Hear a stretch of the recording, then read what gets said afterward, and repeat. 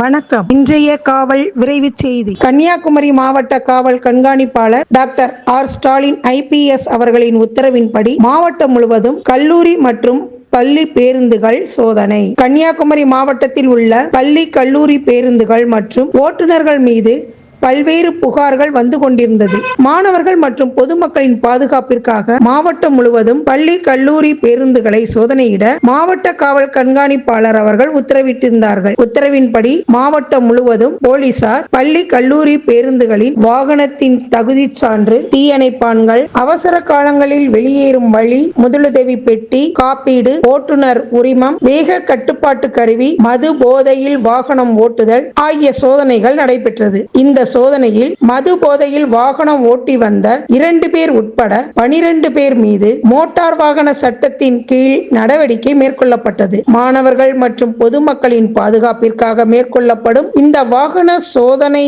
மேலும் தீவிரப்படுத்தப்படும் என மாவட்ட காவல் கண்காணிப்பாளர் எச்சரித்துள்ளார். காவல் விரைவு செய்திகளுக்காக கன்னியாகுமரி மாவட்டத்திலிருந்து டிகிரி இளையராஜா.